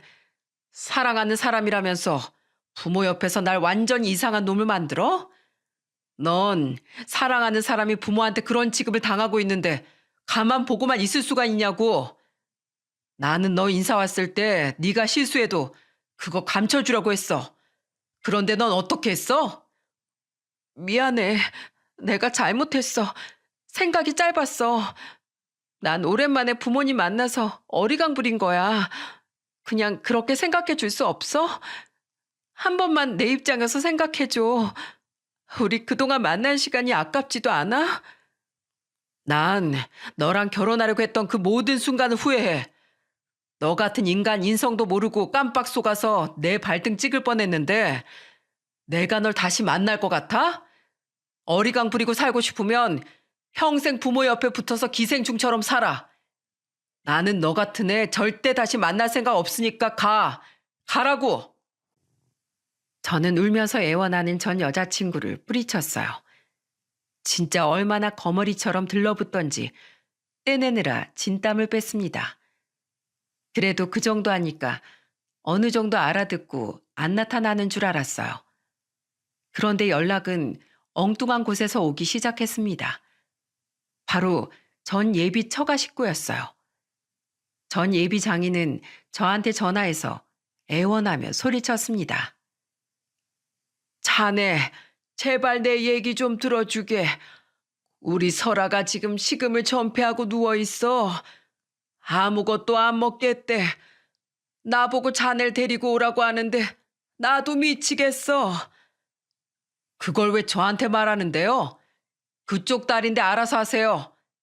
그땐 서로 죽이 잘 맞더니 이제 나한테 애원하는 겁니까? 정말 웃기는 집안이네. 나만 보면 소리치고 울고 난리야. 다 우리 탓이라고 우릴 원망하고 있어. 내가 자네한테 정말 죽을 죄를 지었네. 내가 그러면 안 됐다는 거 알아. 이제 다 알아. 그러니까 제발 우리 설아 좀 받아줄 수 없겠나? 당신 딸을 왜 나한테 떠넘겨요? 딸도 당신이랑 똑닮게 키웠던데 평생 어리광 받아주면서 사세요. 인간한테 기본적인 배려도 모르는 인간이랑 미래를 그리고 어떻게 삽니까? 인간이면 인간 도리하고 살게 키웠어야죠. 사람이 받기만 할 줄 알고 베풀 줄 모르면 그 꼴 나는 겁니다. 아시겠어요?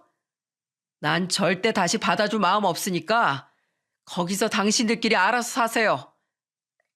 이봐, 이보게 자네. 저는 간절하게 외치는 소리에도 전화를 끊어버렸어요. 그리고 아예 그 집안 사람들 번호를 다 차단해버렸습니다. 인간이 그런 짓을 하고도 이렇게 애원할 정도면 얼마나 개념 없고 이기적인 인간들인지 이해가 가십니까? 제가 이 사연을 쓴 이유도 하나였어요. 사람은 누구나 실수도 할 수 있고 서로 다른 부분들이 있을 수밖에 없는 존재잖아요.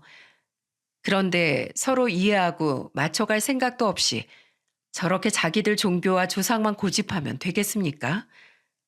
그건 가족이 아니라 정말 머슴이나 다름없잖아요. 그래서 저는 이 결혼은 안 된다고 생각했던 거예요. 저한테 가족이란 부족한 부분은 서로 채워주고 다른 점은 서로 이해하고 배려하면서 하나가 되는 거라고 생각했습니다. 그래야만 진정한 의미의 가족이 되는 거라고 믿어요. 서로 다른 인생을 30년 넘게 살아온 두 가족이 한 가족이 되려면 서로를 이해하고 인정해야만 가능하겠죠. 다른 점을 바꾸려고 들지 말고 서로 인정해 주는 게 가장 좋은 것 같아요. 그래야 앞으로 100세 시대에 살면서 오랫동안 행복한 가족으로 살 수 있을 거예요. 이 채널에서 여러 사연을 듣다 보면 참 여러 사연이 많지 않습니까? 그만큼 각자 환경에 따라서 상처와 생각이 다를 수밖에 없다는 걸 인정한다면 훨씬 더 행복한 가정이 탄생할 거라고 믿어요. 지금은 부모님도 저한테 결혼이 인생의 전부는 아니라면서 저를 응원해 주고 계세요. 이제는 부모님도 좋은 인연은 재촉한다고 생기는 게 아니라는 걸 깨달으신 것 같네요. 결혼 생각은 접어둔 지 오래지만 제 할 일을 다 하면서 잘 살고 있답니다. 저의 긴 사연 들어주셔서 정말 감사드려요. 다가오는 연말 모두 복된 날들이 가득하길 바라겠습니다. 행복하세요.